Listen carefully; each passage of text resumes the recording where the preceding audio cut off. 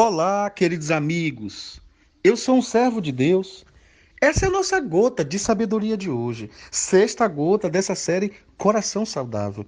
Você deve estar lembrando que ontem nós falamos sobre um estudo que foi feito lá nos anos 1970 por um grupo de fisiologistas, que o coração ele tem um processo lógico de autonomia, que ele recebe algumas informações do cérebro, mas ele rejeita. E eu falei da história provável de um homem ou de uma mulher que, por mais que tenha sofrido numa relação, apanhado numa relação, daqui a pouco está se envolvendo de novo. Então, eu diria que há uma certa subjetividade na construção desse relacionamento entre mente e coração. Há uma seletividade nas respostas do coração. É como se a mente dissesse para ela, olha, dissesse para ele, olha, você não está vendo que isso está errado, mas ele diz, mas meu coração quer. E é por isso que Jeremias 17:9 diz: é enganoso o coração, mais do que todas as coisas. Quantas vezes, você que me escuta agora, raciocine comigo. Quantas vezes num conflito de falar alguma coisa você disse, poxa, fala ou não fala? Eu não estou falando da instantaneidade, eu estou falando na previsibilidade. Você ficou ali fazendo previsões, eu falo ou não falo? Digo ou não digo? Vou ou não vou? E quantas vezes nesse processo você terminou fazendo, falando, indo, e você depois pensou, poxa, eu não devia ter ido, eu não devia ter falado. Então, que tal se você colocasse o seu coração disciplinadamente num processo seletivo? Que tal se você, dialogando com a sua mente, você descobrisse que determinadas coisas você quer, mas você não vai fazer? Você quer, mas você não pode fazer. E isso é bom, isso é estrutural para que você receba alguns sucessos na sua vida. Porque nesse processo de seletividade das respostas do coração, o coração é seletivo, mas ele geralmente ele tem uma tendência ao sentir. Guarde o que eu estou te dizendo. Por isso que o coração é enganoso, porque ele tem a tendência a caminhar para o sentir. Você dá informações lógicas, você dá dados, você dá fatos, você dá exemplos, você mostra provas para o coração, mas o coração tem uma tendência a caminhar na estrada do sentir. Mesmo que você mostre para ele, não vai dar certo.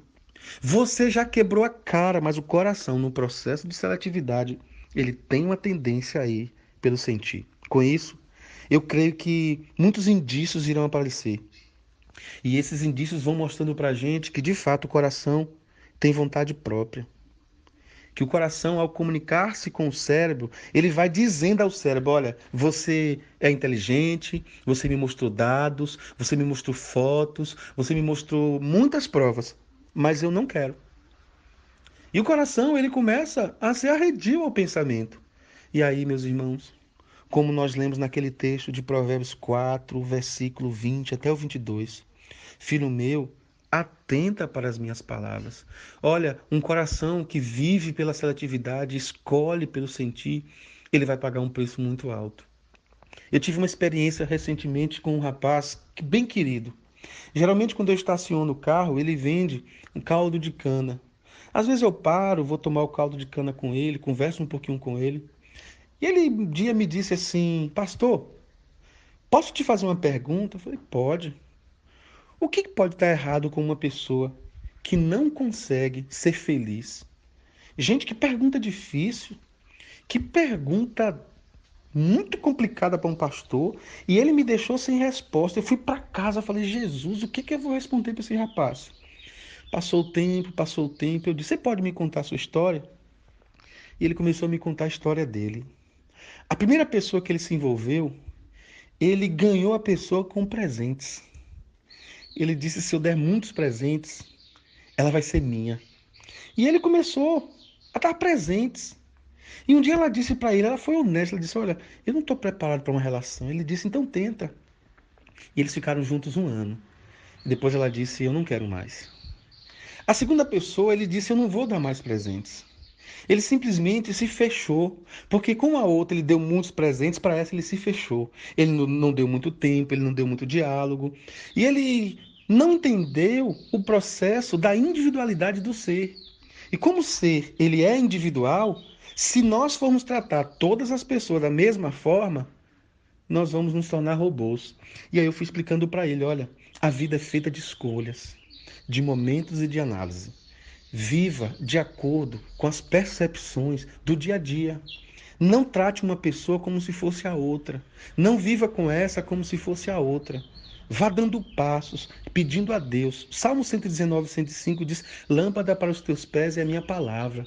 Então, que a palavra de Deus possa ajudar você nesse processo de descoberta do que você pode propor para o outro.